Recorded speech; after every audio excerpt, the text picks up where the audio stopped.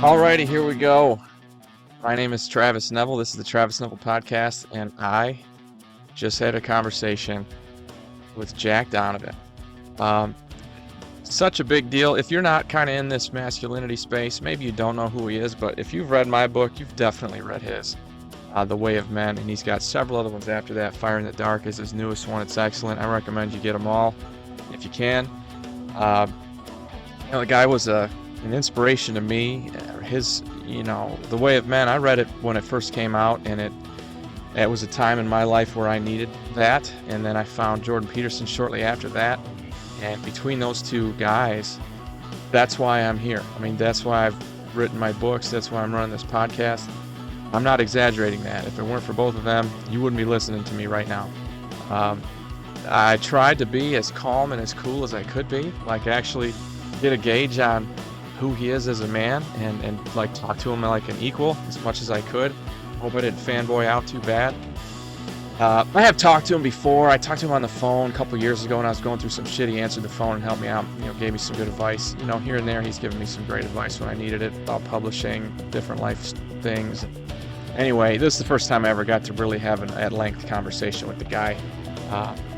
I found him to be fun and normal as shit. And anyway, my 100th episode, I got to record with Jack Donovan. It's the coolest thing. I hope that in some way this conversation helps you to get your shit together. Have a great week. There he is. Can you hear me?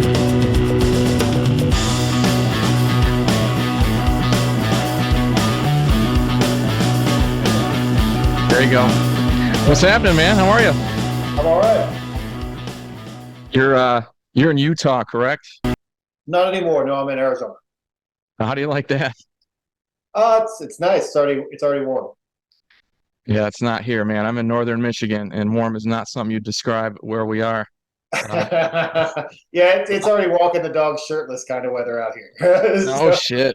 No shit. Good for you. Good for you. I've been in Arizona. I really, I went to see Sedona, Flagstaff, all the usual sites. And the place I found that I liked the most was called Jerome. It's up on the side of a mountain north of Phoenix, but south of Sedona.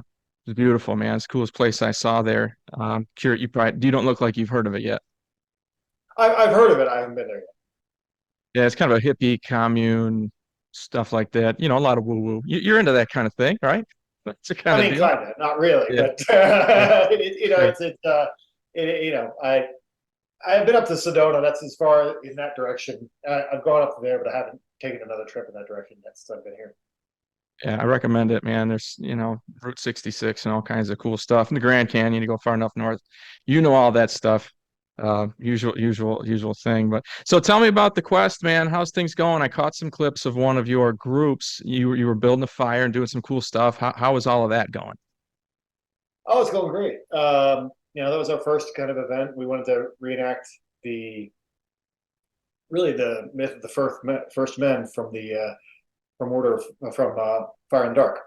And so the whole idea was to go out there and actually go into the wilderness and backpack out there and set up camp and actually build a fire and do a ritual, make the fire sacred, and camp there overnight and hang out. And then we came back the next day. So it was important to do it that way. And it was great because it's the weather was already nice out here, but not too hot yet. And so it was a lot of those guys probably hadn't been out to the desert like that before. So it was really nice. It's cool. I'm glad to hear it. I had a conversation with a guy that I know, and that's Philip Folsom. We were talking about how important it is to have those kind of initiation rituals, especially for younger men. I don't know what your group is made up of. Is it older guys like us? Is it young guys? I mean, how are you kind of working that? Is that something you're conscious of, sort of the initiation thing?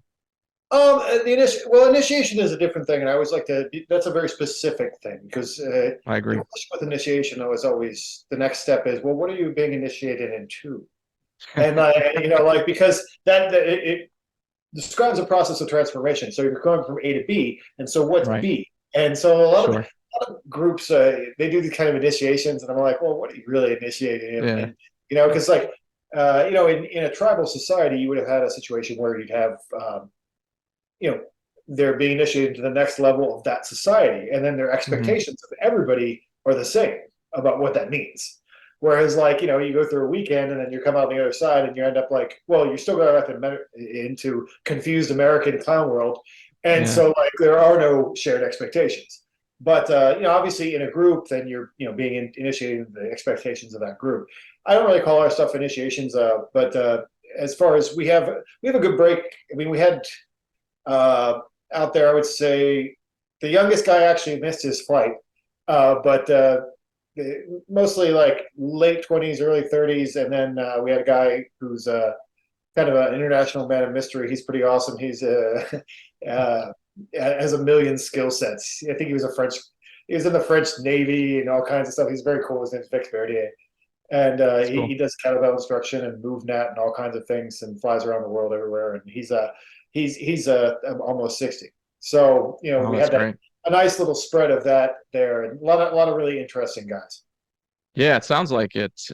You got that big age range there. I wonder, other than you and your work, what's the commonality? What is it that these guys are seeking? I mean, when you get together with other men like that, there's a hole that you're filling. There's a thing that you're trying to get done.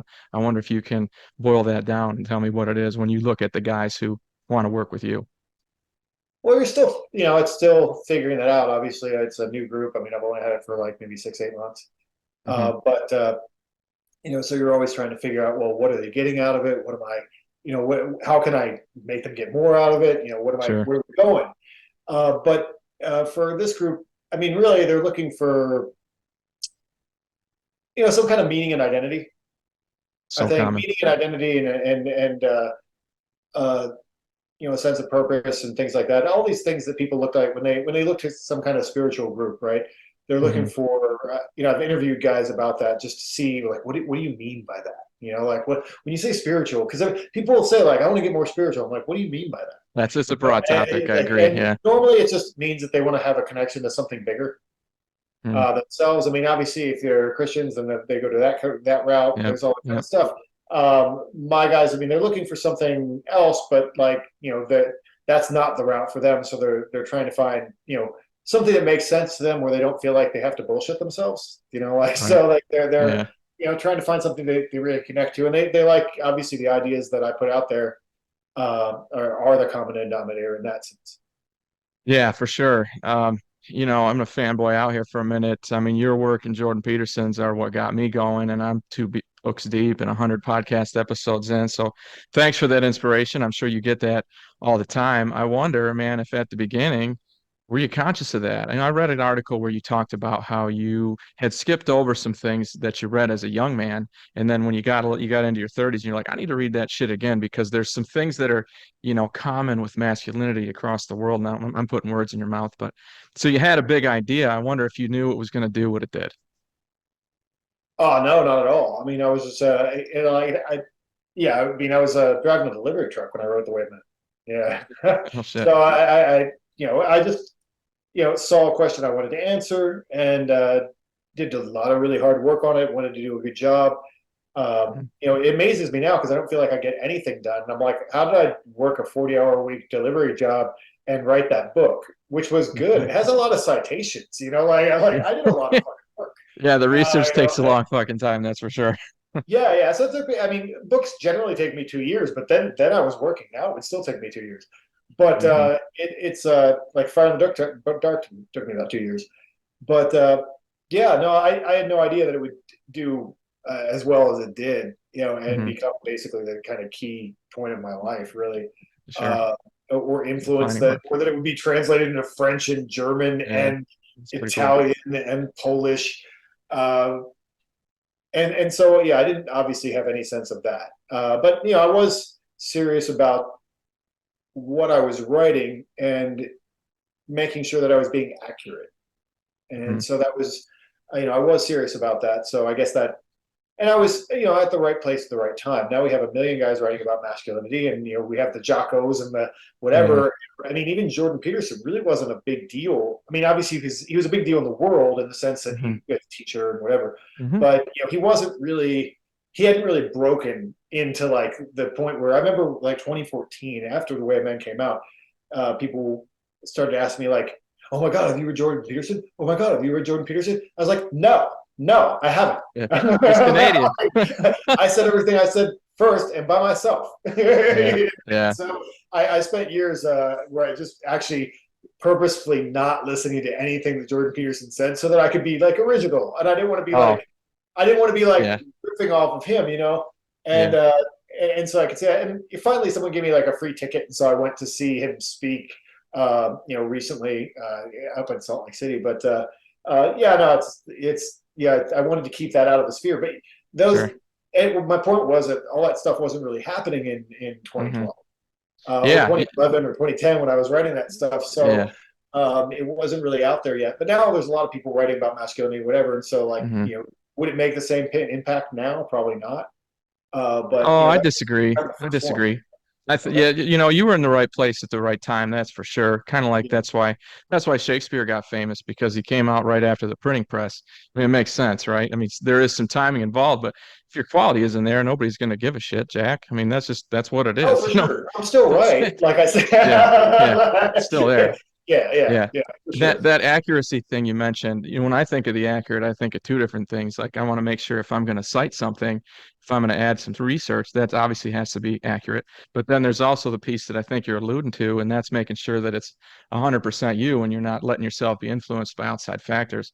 You might not remember this, but that's a piece of advice you gave me a couple of years ago before I wrote my second book. You said, my best advice is don't take any fucking advice because as soon as you start doing that, it's going to stop being 100% you. It's going to be less unique. That's what you told me. You probably don't remember that, but I Well, appreciate yeah, it. I say a lot of things. Like someone quoted me in comments today. They started quoting something that I'd written, and I could tell that it was Right. me. But I'm like, Yeah. I don't even know what that's from. And then they told me what essay it was from. I'm like, where did you even find that? That was like Yeah. 5 years ago. Yeah. But Actually, it is what it is. But it's true. Like that's what I said. Like for the same reason, like I didn't want to listen to Jordan Peterson and be yeah. saying Jordan Peterson things or have people Yeah. think that I was. Like Right. so now. I try to in this space. I try to just kind of stay in my own head and make sure that I'm being honest. That's key. Yeah, for sure. And I had actually a similar experience on a much smaller level. My mom quoted me from my book and I didn't recognize it. Well, I was just talking about some other thing. Anyway, yeah, I'm not famous, but Yeah. that was that. So, The other thing that they do is they can throw the things that you said back at you. Like when you're like, oh man. well, aren't you the guy who said this? Like, So glad I'm not married. It would be yeah, yeah, terrible. She'd be beating me up with it probably. So I do yeah. have a couple of canned ones here. I was curious what you're reading right now. What are you reading? You're a reader, right? Yeah, I mean, I would say most of my reading is probably in the past. It's in the sense that like a lot of the reading I did was research and so forth, like my big bookshelf Sure. full of things. Yeah. And then right now, uh, because I have this group, the Order of Fire, a lot of stuff, like I'm rereading things, like because we're like last month we read the Epic of Gilgamesh, so we had kind of a Oh, book nice. discussion thing about that, Yeah. and so I probably read that 5 times, and then this month that I had mentioned it, yeah, because I used to be fascinated with Yukio Mishima, and Yeah. so I had mentioned it, and when people haven't heard the story of Yukio Mishima, then they like what? And then you have to tell the whole story about this, Japanese author who cut his stomach open and was the last person to commit seppuku and whatever, trying to do it, Seppuku. food and all Absolutely. that. So then they were all psyched about it. So now they all wanted to read Sun and Steel. So we're going to take a break from what we were supposed to read and then read that. So like I have to read that this week for the guys, so that we have Gotcha. something to talk about when we discuss it in our group. That's good. That's good shit. I'm on Tower of Myth by Joseph Campbell. You're reading Joseph Campbell? Yeah. I get through a little bit of there's the big book, Yeah. and I haven't read that one yet. yeah, and yeah, I've gone through a little bit of it. Some of it's cool, some of it tends to be a little Freudian, for my taste. But Suppose. obviously, it's important stuff, So Yeah. I think that you gotta find inspiration somewhere, man. I mean, oh, sure. if you're gonna be an artist, right, you gotta get it from somewhere. You gotta Oh try yeah, to absolutely. Yeah. bring it in wherever you can. And a couple of friends of mine, Eric and Chris, they've got their own podcast going, and they wanted to know what what is the thing you struggle with most when it comes to self-discipline? These guys are big on eating right and getting their workouts in, and I know you do all that stuff too. I wonder what's the thing that Jack Donovan had to eliminate that he has the most trouble with as far as self-discipline on a daily basis. Oh, a lot of stuff. I feel like, like I think that I don't have any self-discipline at all. And then I realize that I know exactly how many calories of the meal I just ate for. And I was because gonna say it's that. all programmed out and whatever, I'm like, oh, I guess compared to other people, I guess Yeah, that's one thing yeah, I dude, have dialed in. I right don't know. there. I think when you're, especially as, like a single guy and but I live with a guy and have for a really long time who's Hmm. a restaurant person. There's always going to be liquor in the house. So it's like that's a thing, like, and I don't have kids, I don't have any reason to Yeah, not. me neither. And so, Hmm. like, it's something I always have to keep an eye on because I like to drink. Yeah, And I do so, too, like, dude. but you get to a certain point, I'm like, well, I've been drinking too much. I got to Yeah, turn that down a little bit and, yeah. recalibrate. I'm actually doing that this week. Because it's like I have certain things that I like and whatever, but Yeah. I'm trying to dial my abs in right now, and you can't really. It's really hard to do both those things. So I Yeah, that's guess true, man. Collision maybe course. like, I don't know, like what, but What makes sense down there? Does the heat change what you want to drink? Because I know like here in Michigan when it's summer, I'm drinking lighter stuff. But in the wintertime, I'll drink a lot of stouts and brown liquors. I love bourbon, that kind of thing. What do you get into? me personally, I mean, it's one of those things like I've gotten whittled down over the years the things that I really like, Hmm. and I drink a cocktail called the Negroni, but like you said, Shit. it's a little wintry. It's a little bit Yeah, heavier cocktail, and so sure. in the summer I'll switch to like Aperol, which is kind of a lighter orange version of the same thing, Okay. with of Campari, and so then you mix that with like sometimes champagne, some with like a little bit of gin, and I make an Aperol 75. It Hmm. was kind of a girly drink, really, that a lot of people. Everybody wants me to drink whiskey all the time. Like after years of letting dudes buy me whiskey, because everybody's like wants to take me to a bar and buy me whiskey. I'm like, Sure, sure, I don't like whiskey that much. I'll drink it, but like it's not like my thing. Like I sure. like this weird bittersweet Italian liqueur, and that's Yeah. kind of what I deal with.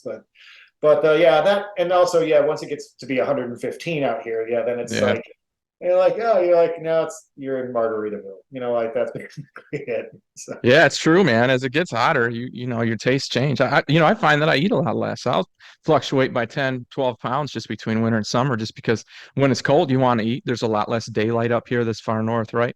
And oh then in the yeah, summer, shit, it's light out until 10:30. It's warm out. You don't want to eat. It just happens naturally. I don't have to change what I'm doing. yeah, and you're doing more things and moving around Yeah. more probably. Yeah. I mean, here it really only ever gets to. I mean, but this is my first year here, so I'm not really adapted to the pattern yet. So it's like when does spring? I didn't really know when spring would even start, but it's here. Like the trees are all Yeah. blooming, everything's already happening now. So, but it's like it never gets really below freezing. So, You've been all over, man. You grew up in Pennsylvania, right? yep. And you just moving because you want to try to do different places? I mean, obviously your job's been secure this whole time. What makes you want to jump around? Well, for a while it's been secure. I mean, not the whole time, but I mean, I did the kid thing, like the '80s kid thing, where I wanted, I grew up near a cornfield in Pennsylvania and wanted to go to the big city, New York City, so I Yeah, went to sure. school there, and then I came back, and then I couldn't really afford to live in New York City, or I probably would have at that point.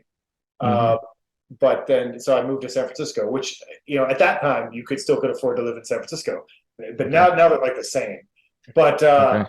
so I lived in San Francisco for a few years, and then moved to LA, and then lived in Portland for like 15 years or so, and the Portland or Oregon, and moved out in the country in Oregon. Like the last 3 years I was there, and then that was actually a 2020 thing where I was probably, I owned a house and land and stuff. And Oregon was such a terrible place to be during all that mess Yeah, I that bet. I was like, I'm not going to live through this.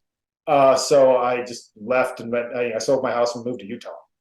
That's And when you went there. Okay. Utah was all right. And I have a really good friend I made there, my buddy Clint. And then I'd like the gym I was going to, a couple of the gyms I was going to, and had a lot of associates there. But Hmm. my shop got robbed. No It shit. was yeah, I had a well because I rented a really small house, and then I realized I was writing a book, and I could hear everything that was going on in the house and the dogs and everything. I'm like, It's I need not to. good. So I rented Hmm. an office, and they stole like $15,000 of camera equipment, Wow. and so that was a big mess that I had to pay for, and then I was the neighborhood I was living was kind of sketchy, and I've always kind of lived in sketchy neighborhoods. I mean, Me too. It's cheaper, man. I I lived kind of in like the that. Tenderloin in San Francisco. I'm Sure. not that worried about that stuff normally, but I'm like, well, I have some expensive stuff now, and that just costs a lot of money. So maybe this first floor house that I'm living in that's open to the street, maybe it's not with the insulin needles down the road, probably isn't where I need to be. Yeah. And so I looked into upgrading, and unfortunately, the real estate market at that point was so crushed that like I couldn't rent a house with a yard for under 3 grand a month. Oh my God, dude. Yeah, no And way. so I was like, oh well, I'm not going to pay 3 grand to move to somewhere else in the ghetto because that's what it Hmm. was. And Yeah. so I was like, and I'm not going to buy a house because they're all like through the roof right now. So I moved here, and I live now in a it's still the most expensive place I ever lived, but it's like the neighborhood is like a golf course. It's like Good for you. it's one of those planned communities. It's all like a golf course and whatever, and it's super safe and nice and out in the suburbs. And I'm like, this is much better than the insulin needles in the street and wherever I was living in Salt Lake City. So Are you like it rocking a was golf cart now? You cruising around on a golf cart, Jack? no, but they actually have golf cart parades. Oh no, shit. That sounds awesome. Yeah, on Christmas, because it's not really cold out. Yeah, sure. They literally decorate their golf carts, and there's like a neighborhood parade. I was like, this is wild. I mean, it's very wholesome in its a strange Yeah. way. Yeah, I think I might have seen. Did you post something about that? That sounds familiar Yeah, now that yeah, you yeah, mention it. yeah, for sure.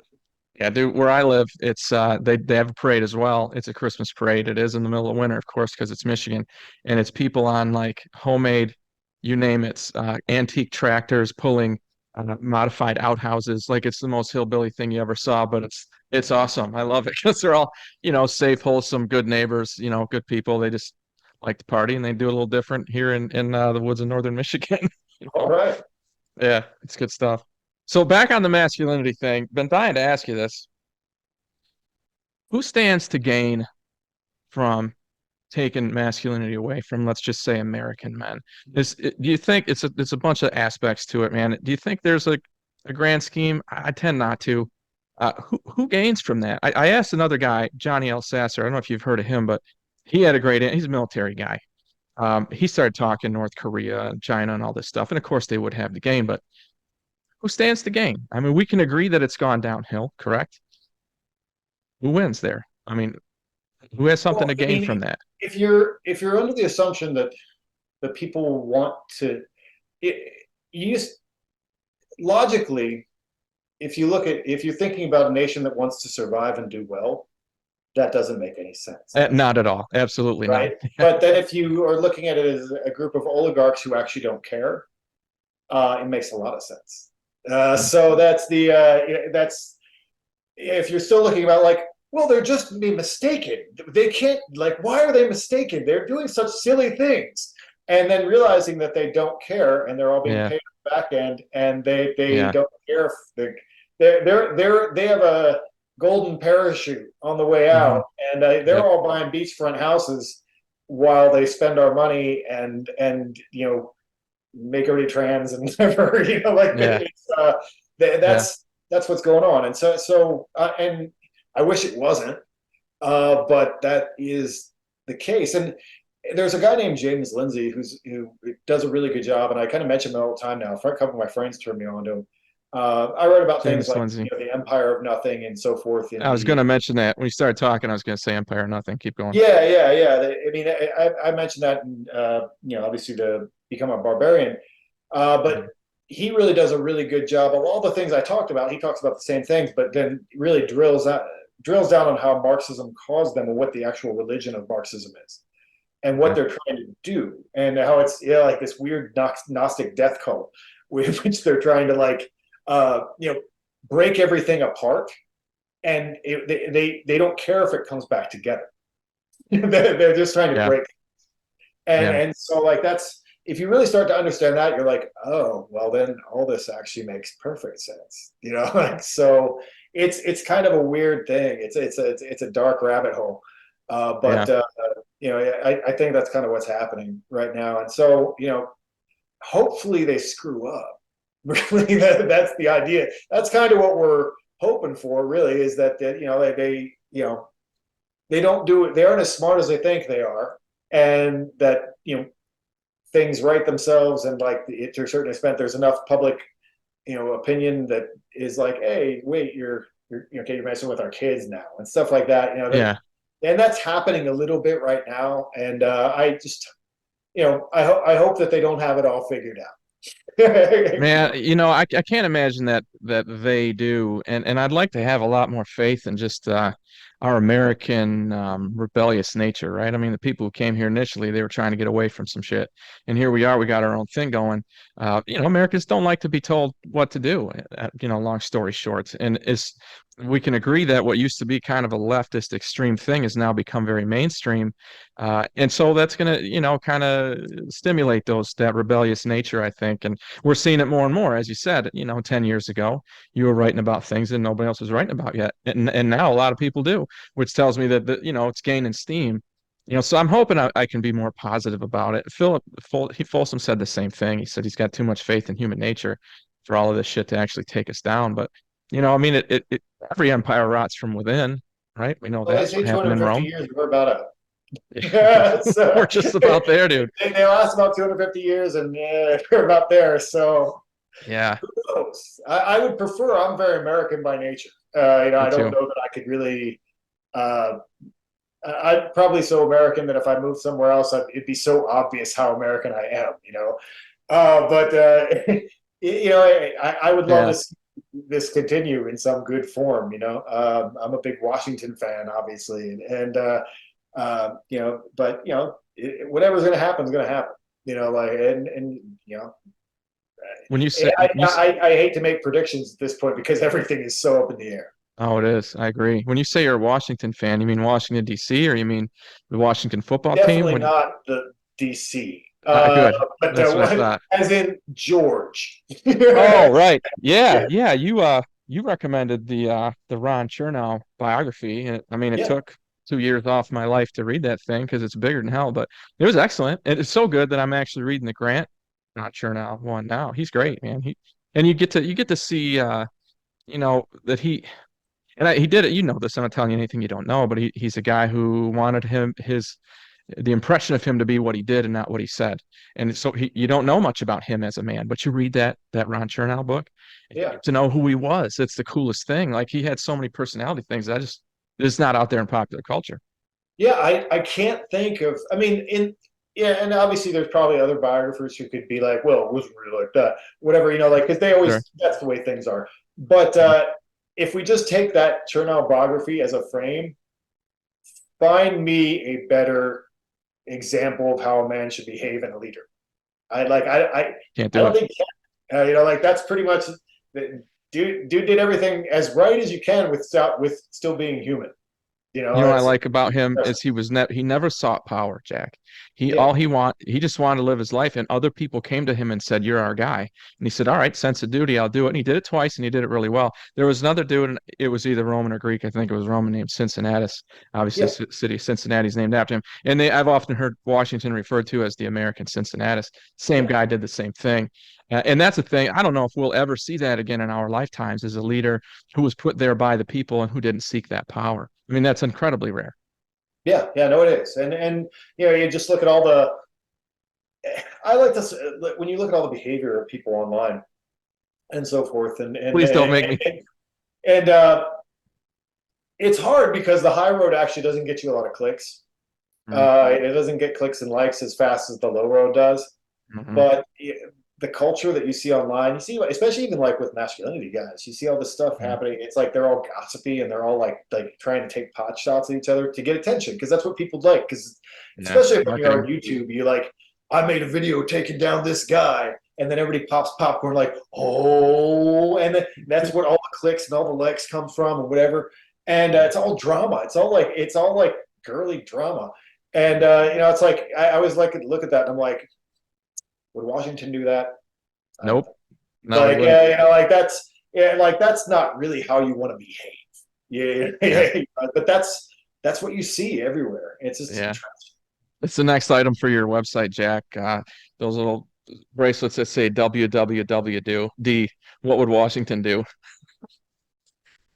Well, you got one? Yeah. It says, "What would Washington do?" I Really? already sell them. Yeah. You're shitting me. You're making that up. Really? No. I probably got 100 in my garage. Oh Yeah, my it God. actually says. I mean, obviously you can't see it because the camera won't focus on it. But Yeah. yeah, it says what would Washington do? Yeah. I already Wow. sell it. Yeah, on my web store you can buy. They're like $1 to $2 or something. I'm gonna have to go get one. I ordered one of your American Barbarian T-shirts that I think it got delivered today. Thank you. Do you have any hand in that, or if you or do you kind of farm that out? I'm curious. I do print on demand with my t-shirts. I used to have them printed and then ship them all myself, but like I've already been a shipping and receiving guy. So like I don't Yeah, really want to do that all the time. I still do when I do sign books. I have to do them here, so I yeah, send I do out too. books and little things. And I think Printful is going to charge me more to warehouse stuff, and I'm not going to pay for it. So I think I'll have to bring it back in house, like for like necklaces and patches and stuff. But Yeah. the t-shirts, it's just easier. The quality's not as high in terms of the printing, but like Hmm. the difference of. I also have a garage full of smalls and XXXLs from previous runs of T-shirts that I've never get rid of. We actually Yeah. use them, and I've been doing this for years. Like the torches that we used in the video, like for the Hmm. thing. I You have wrap a T-shirt. old inventory. Yeah, that's what I've been doing for years. Like old T-shirt inventory make perfect torches. That's I figured that out over the years. What did you say was the name of the company that you used, man? Because I'm not there yet, but I do. I'm at the post office 3, 4 times a week, and I wouldn't mind not running that errand. So if I had a company that would do it for me, who did you say you use? It's called Printful, and I just Printful. you can link them up with Shopify, and Okay. it's all kind of automated. The profit isn't there. I mean, the profit isn't there. You're like yeah, the T-shirt might be like $30, but I'm probably only getting like four instead of 10 or 15. Yeah. But Yeah. Yeah. still, but also I don't have to go to the post office and do all Yeah. that stuff, and I can be doing other stuff during the day rather than sitting and shipping packages, which is kind of fun. It's relaxing to sit and ship T-shirts all day, but that's probably not the best use of my time. Yeah, So you're an artist. You should be creating. Yeah, I yeah, shipped to a guy in Australia the other day. It was $37. I've got to figure out a way to mitigate that shit too. You know what I mean? Like some of that stuff, just for a book and a t-shirt, it was that much. I'm like, man, I didn't make any money on that one. You yeah. know? Well, I mean, that's what with those companies. I mean, this is a little business stuff, but it's like those companies like Shopify. If you set it up a certain way, they'll calculate all that, and then Mhm, so they pay whatever they pay, and they can make that decision or not. Because I mhm. mean, overseas shipping, I lose my ass on just because a lot of times, especially God love them, the APO addresses, the foreign ones. Yeah, the Like military stuff, it's man. 50-50 whether that's going to get there or not half the time. Really. Like if you ship something and then it doesn't get there, you're out that shipping money and you refund them anyway. So Mhm. is what it is. So what do you want to do next, man? You're running your group. Is there a grand scheme here? The Jack Donovan Empire? Are you gonna be you're gonna run for office? You're gonna start your own church? I mean, what's the big plan here, man? What are you gonna do? I think I had a conversation with Ryan Mickler one time because I was saying he should run for office, and I think you should. I was like, well, they blackmailed me on the first day, but like that, so that would work out. But as far as grand scheme, I mean, obviously, what I'm doing with Fire in the Dark, that's the ideas I came out with and put out in there. I thought it's a really good idea, and it really is Yeah, something I it's want good, to man. do. It's laser sharp. I read it twice. Yeah, I mean, just it's like if people are inclined that way or not, but like for the people who are inclined that way, there's a lot there. There's a Hmm. lot to do, and so I created this group, and it's starting to come to fruition. It's kind of exciting. It's like we had a guy in Sweden and a guy in Ireland collaborated and put out a really fucking cool song the other day That's cool. that I liked. I was playing it 300 times before anybody else got to hear it because I got it first. Cool. And that's pretty cool. And, because sometimes your friends make music or they do a project, and you're like, yeah, that was a good Yeah. job, but Good job, and man. Yeah. but it's not like your thing, But Yeah. like this Sure. is like literally, I was like, I love this thing, and so you know you're seeing stuff like that. I actually have the Swedish guy working on a thing for me, so I'm going to do a something very similar, where I narrate something like in a big way and it's orchestrated, Sure. and so we're working on a project like that. But really, it's an odd group because it's like we're trying to establish what we want to do. It's creating culture. Well, what does that mean? Yeah. Like kind of Yep. things. And so as we put it out there, it'll become more obvious what we're doing and what people can be a part of and whatever. And obviously, yeah, I'd like to see that grow and have it be around in 5 years. And so right now, that's kind of my full-time job. I mean, I was in between. I had a podcast this morning and yours, and then Hmm. in between, I was sitting there, accepting applications and emailing the guys and doing all that stuff. So it's like just getting that rolling and then dealing with all these guys and doing what that is. Hmm. That's kind of a new thing for me. Like Phil Folsom, like I have to look at what he's doing sometimes because I'm like, man, how do I get there? I Yeah. mean, He's we a have pro. a totally Yeah. different style and a totally Uh-huh. different vibe, but he really liked Fire in the Dark, and Yes, he did. it's like, but when I look at how many systems and stuff they have set up with for these guys that they work with, now my guys wouldn't even want to be in their group, so it's like a totally different thing. Yeah. But I'm impressed by like what they've accomplished, and it's like, well, okay, I need to like look at that as a cheat sheet a little bit. Like, what is he doing Sure. so that I can do my own version of it? Like Yeah. yeah, there's a lot there, so there's a lot of work to do. Being able to organize people and being able to manage their individual needs within a group setting, that's its own skill, man. It takes a long It time to get good at is. that. It's already been a learning curve. It's a learning curve all the time, and I'm getting better at it. A lot of it's like you don't want to make decisions, and then you're like, oh, I'm the guy. I guess I have to. Like stuff like that. That's been my thing this week. It's just like just make decisions. Just do it. Yeah. Don't ask them what they want. Just do it. Like all Yeah. week, because sometimes people just want to like you pick a direction and go. And Yeah. so Be like decisive, man. the leadership thing is a new thing to me in a lot of ways. So I'm working myself through that. Yeah, that's and you have the advantage of these guys came to you, right? So they're respecting you walking in the door. So I mean that's going to come with certainly the forgiveness of any kind of mistakes you might make. You can keep that in mind, and even if you do, you say you'd make a decision you don't want to follow through on, you just say to them, "Hey man, I tried this, it didn't work. We're going to go a different direction." You're not going to lose any respect that way. You probably gain some. Oh yeah, and that's kind of what I do. Probably that to a fault. And I'm like, I don't want to do it. No, like I'm just like, hey, what do you think? Oh shit, that didn't work. Like I'm kind of like that. That sometimes I think you probably be a little bit more Washington. I'm like, no, this is what we're doing. Yeah. But I'm figuring it out. So how did you meet so I had Tanner Guzzi on the show a couple years ago. How did you meet him? Are you guys still working on that magazine? Oh no, we're not working on a magazine just because he had too many kids.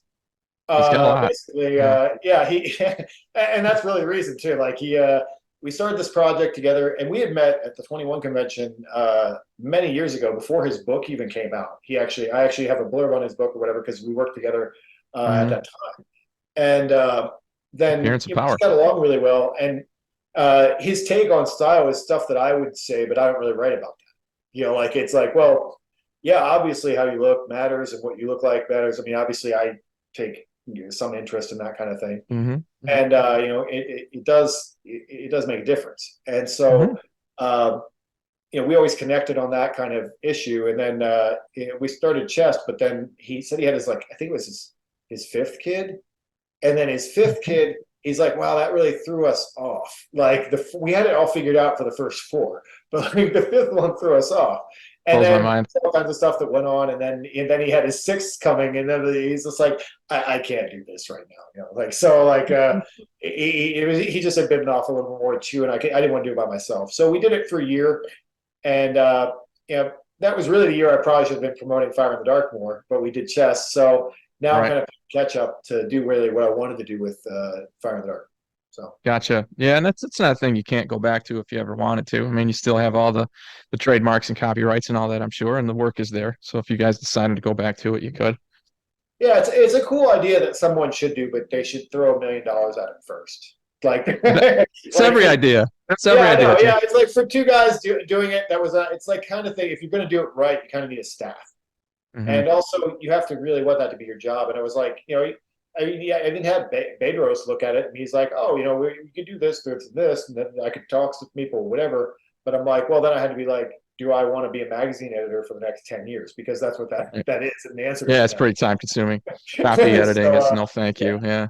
yeah. What's Bedros like, man? I've only seen clips of him, but I don't know much about him.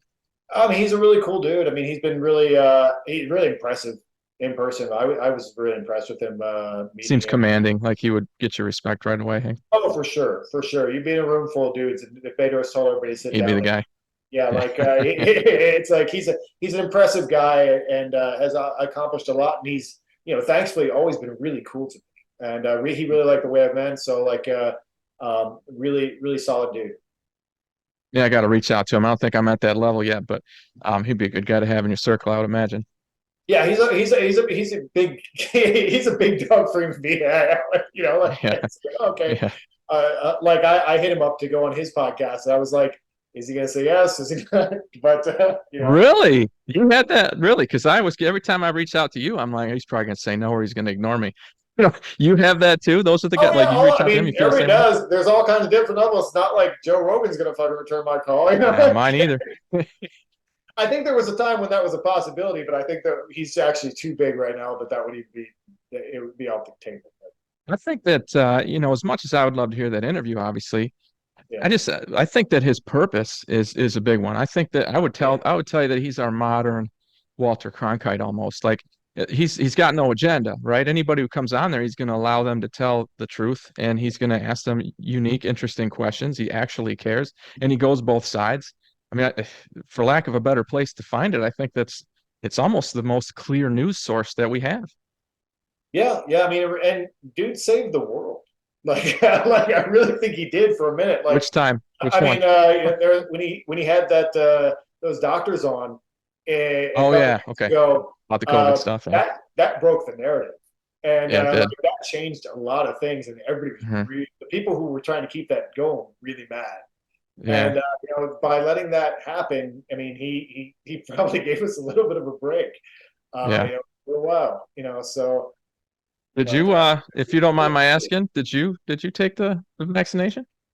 no, I did not absolutely, either, man. Hell no. yeah, I can't tell you how big the fuck is in front of that. No. It just didn't strike me as right. I might want to be a dad one day and I've heard terrible things about that. No. I'm in good shape. I work out, I stay healthy. I'll deal with it. yeah, yeah, yeah. No, it's I mean, and now, yeah, we don't have to get into it, but I mean, obviously, now the more they find out about, it, the more it's obviously bad. Yeah. So like, yeah, definitely glad that I was on that page and saw that comment a mile away. And yeah, no, that definitely on the pure blood. Yeah, me too. Has it caused any problems as far as wanting to travel or go places or anything like that? No, I've only ever even taken one test, and that was because when I got to hang out with Bedros and Ryan Mickler and stuff, we all went to Cancun a couple years ago, Saw and pictures. yeah, yeah, it was really cool. It was an awesome trip, and yeah, I had to get tested on the way back, Yeah, to get back into the US. like to get back in the United States from Mexico, Hmm. and that was the only time I ever got tested. And but well, oh yeah, I gave blood at the Red Cross last year, and they told me I didn't even have any antibodies, and I was like, amazing. Uh, You never had anything. I got it pretty no, bad, dude. I was on my apparently back. not. Yeah, I don't even know how much the tests are worth anything anyway. But I never had anything. I mean, I got a cold during that period a couple times, but like, Hmm. I probably haven't been sick at all. I mean, knock wood for like a year and a half. So I took the get dirtier approach, rather than like Too. everybody's covering themselves with like all Uh, that antibacterial stuff. That's yeah. everybody that was bad for you like years ago. Like my sisters knew that. Like you can't let your Hmm. kids have that; it makes them more sick. And and so unless you're in a really weird situation where you're like, okay, we shouldn't. This was all filthy. You Yeah. probably Yeah. shouldn't use that stuff ever. Yeah. And so and when all that was going down, I was very much on the like the 5-second rule got turned to like the 5-minute rule. Like, oh, that's been on the floor. I'll eat that. You know, like You don't want that? I'll take it. yeah, like I like, oh, the gym, everybody's like wiping that stuff down. No, Oh, no. Yeah. Let me roll in you it. know, like whatever, who cares? Like give me more filth, and it seems to have worked. Yeah. So I also maybe I'm like my one dog, you know, is one of those dogs that just licks everything and then licks you immediately after. And I swear to God, Spiky has probably increased my immune system by Yeah, that definitely helps. I didn't realize you had siblings, man. Where are you in the birth order? I am the first son. I'm the only son, but yeah, I have two sisters. Yeah. An older and a younger. So you're a middle kid. No. I'm the oldest You're the son. oldest, Oldest. I'm and the it oldest. Yeah. So I fucking have two chain. younger sisters. Gotcha. And they're regular, not famous Yeah, they're people. normal. I'm the weirdo. Yeah. Yeah, Okay. I'm the weirdo in the family for sure. They're both have been married, stayed married. They both married, have two kids each, and you know, I have one sister who runs marathons, and the other sister works in a hospital or something. You know, like Hmm. they're very super normal people. That's cool. And your Uncle Jack, huh? You get together with them for the holidays and that. They both in Pennsylvania. Yeah, I'm crazy Uncle Jack. Well, I don't go to the holidays because it's winter, and I don't go to winter in Pennsylvania. I don't do that. No, But thanks. I've done it in like 20 years. But no, I go back in the summer sometimes and hang out for a little bit every few years. You know, it's not really the place I want to travel to, but you know, I should go see family every once in a while. And yeah, now I have, you know, like my sisters are old enough, which means I'm old enough that you know, my youngest nephew, I mean, my oldest nephew just started college, and Jesus. my her his brother is trying to become like, you know, I forget, like a long snapper or something in football. You're not And a so, football guy? Yeah, I know exactly. I coach football, yeah, so I don't he's know. long. I'm not a Yeah. football guy, no. Okay. But yeah, he's trying to become a long snapper. So he's been going to camps and stuff, and they want him to gain so much weight. And he's like Hmm. my size, pretty much exactly, you know. And so I actually, on his off season before they would get back into the football coaching or whatever thing, Hmm. uh, I actually sent him my workout plan because you know, I was consulting There with you my go. friends. I'm like, well, what should we do Yeah. for this kid at this age? Da, da, da, da, da. He has to gain Yeah. like 20 pounds, you know, in the next like whatever years, you know. And so he's been working on that. So he's been, I guess, doing my workout program. My sister says for, you know, like whenever he's not doing stuff with the team or whatever. Oh, So that's good. Well, you yeah, know, and at that age, man, he can just eat all of it, no matter what. Doesn't matter what it is, just eat all of it. And that's good. yeah, That's yeah, what that's going to get him where he wants to be, and he wants to do it anyway. You know, when you're 16, they just eat. They just eat and eat and eat. for sure. Yeah. Well, hey, Jack, man, I burned an hour of your time. I sure appreciate you coming on. It's my 100th episode. It's a big deal. Awesome. Um, where are you going next, man? What's the next show for you? Got another podcast coming up next few days? You got anything? What's your next thing? And Well, what's the actually, I next thing in think your you schedule? mentioned Johnny Lasser, and I think that I El asked him Sasser, yeah. his assistant to get on his schedule. So like that's the next one that I'm probably going to, but it's not booked yet. So Yeah, get in with him. He's a great dude. He like I said, I asked him who stood to gain from masculinity going downhill, and that really lit him up. So if you ever hit a pause in the conversation, ask him that, dude. That's your ace in the hole. That'll get you through that one. for sure, for sure. Well, again, thanks a lot, Jack. I'm gonna hit you up on Instagram, get your latest PO box, send you some swag, get you a T-shirt, a book, some stickers, that kind of stuff. And thanks again, man. It's cool actually to kind of meet you face to face. All right, thank you. No problem. Have a good one.